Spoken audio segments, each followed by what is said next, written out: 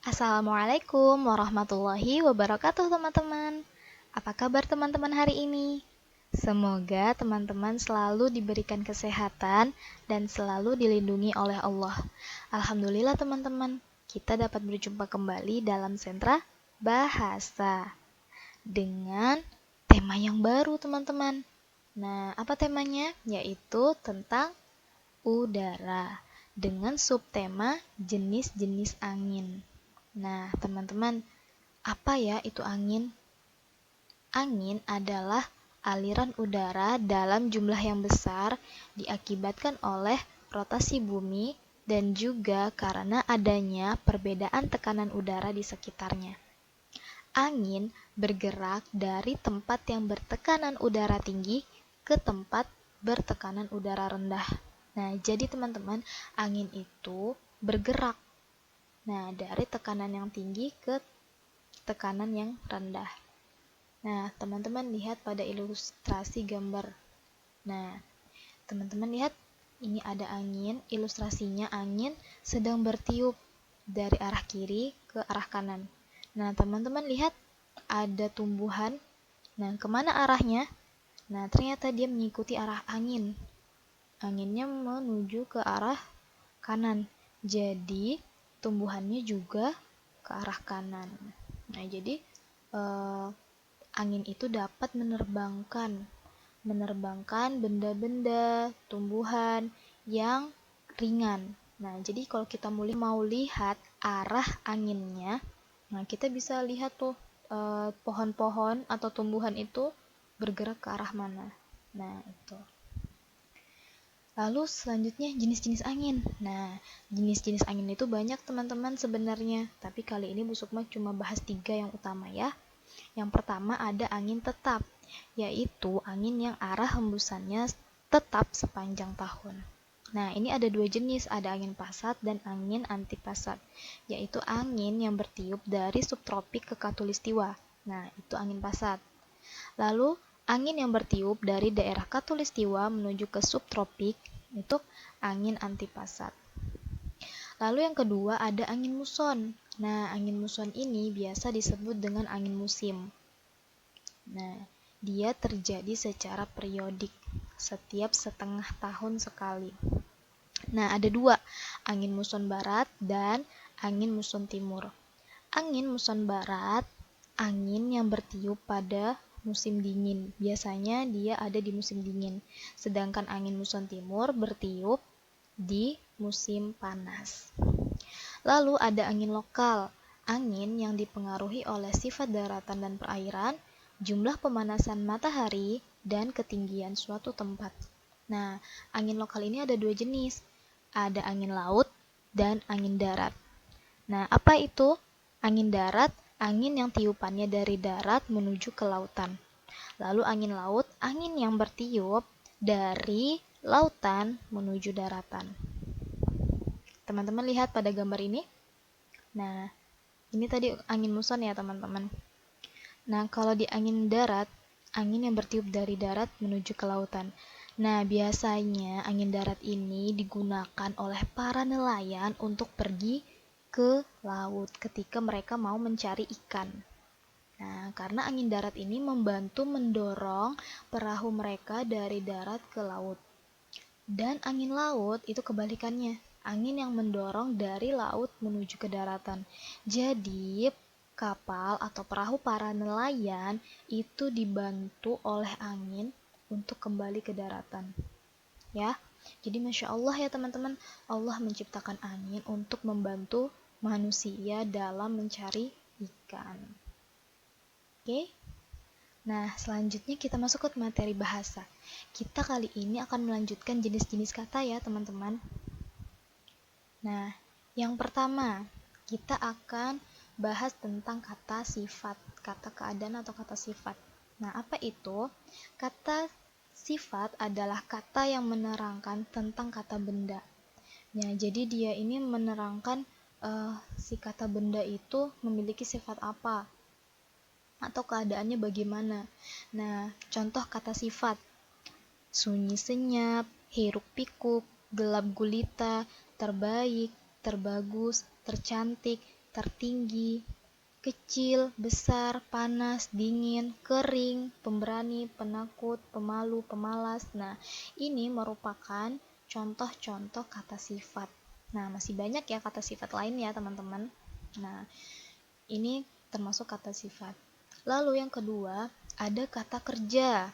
Nah, kata kerja adalah semua kata yang menyatakan suatu perbuatan atau pekerjaan. Nah, ini teman-teman pasti sudah tahu ya kata kerja itu apa. Nah, tapi ternyata teman-teman ada dua jenis kata kerja, yaitu kata kerja transitif dan kata kerja intransitif. Nah, kata kerja transitif ini kata kerja yang memerlukan objek. Nah, contohnya ini. Minum. Minum ini kata kerja kan? Nah, susu ini objeknya. Minum susu. Pekerjaannya ini objeknya. Nah, lalu ada makan nasi. Nah, makan ini pekerjaan, nasi ini objeknya. Jadi, kata kerja yang membutuhkan objek. Lalu, ada kata kerja intransitif. Kata kerja yang tidak memerlukan objek. Nah, Syakira menulis. Nah, udah begitu aja. Itu kata kerja yang tidak memerlukan objek. Udah jelas, Syakira menulis. Nah, lalu, Afan membaca. Nah, dia nggak ada objeknya kan? Nah, dia cuma pekerjaannya aja. Jadi dia tidak memerlukan objek. Nah, ada yang seperti itu. Ya, teman-teman. Lalu, selanjutnya ada kata keterangan. Apa itu kata keterangan? Kata keterangan adalah semua kata yang menerangkan atau memberikan keterangan kepada selain kata benda. Nah, kata keterangan ini sebenarnya ada banyak, tapi utamanya teman-teman harus tahu 3 ini dulu, yaitu kata keterangan tempat. Nah, jadi nanti teman-teman kalau buat kalimat SPOK, subjek, predikat, objek, dan keterangan. Nah, ada kata keterangan kan?